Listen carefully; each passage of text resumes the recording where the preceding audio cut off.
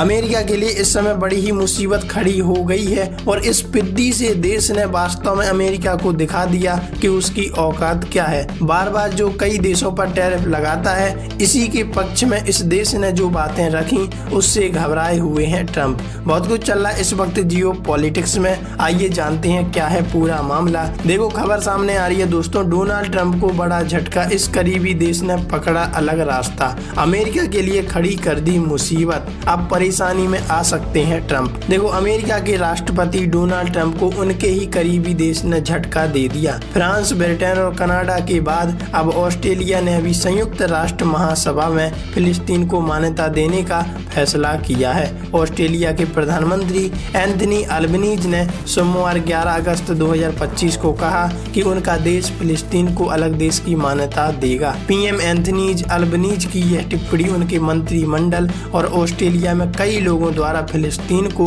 अलग देश की मान्यता देने की अपील के बाद आई है। हाल ही में खुद अल्बनीज ने गाजा में भूखमरी इजरायली नेता बेंजामिन नेतन्याहू की ओर से नए हमले की घोषणा की योजना की आलोचना की है कि ये किसी भी तरह से मानवता के लिए शर्मसार है और ऐसे हमले इजरायल के द्वारा किए जाने पर बहुत ही निंदनीय है। सितंबर में यूएनजीए की बैठक में करेंगे समर्थन अल्बनीज। कैबिनेट बैठक के बाद पीएम एंथनी ने पत्रकारों को बताया कि फिलिस्तीन को मान्यता देने के ऑस्ट्रेलिया के फैसले को सितंबर में संयुक्त राष्ट्र महासभा में औपचारिक रूप दिया गया है। उन्होंने कहा कि यह फैसला फिलिस्तीनी प्राधिकरण से ऑस्ट्रेलिया को मिली प्रतिबद्धताओं पर आधारित है। टू नेशन थ्योरी सबसे अच्छी उम्मीद, एंथनी अल्बनीज ने ऐसी बात रखी कि उसमें कहा गया कि टू नेशन थ्योरी सबसे अच्छी उम्मीद मानी जा सकती है। अल्बनीज ने कहा कि मध्य पूर्व में हिंसा के चक्र को तोड़ने और गाजा में संघर्ष, पीड़ा और भुखमरी को समाप्त करने के लिए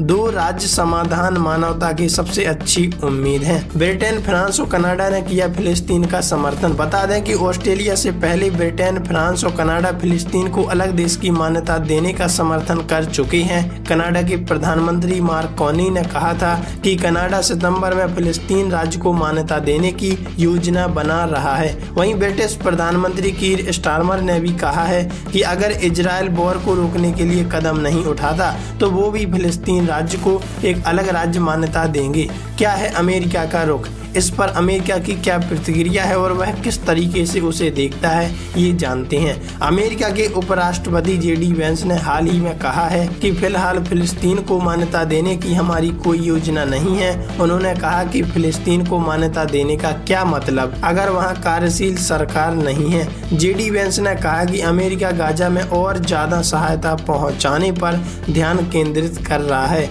मतलब इस तरह आप जान सकते हैं कि अमेरिका फिलिस्तीन को अलग से राज्य की मान्यता नहीं देता, बल्कि उन्हें एक सहायता मुहैया कराना चाहता है और युद्ध की पीड़ा से कष्ट देना पहुंचाना चाहता है। वैसे आप इस बारे में क्या कहेंगे, कमेंट में लिखकर जरूर बताइएगा।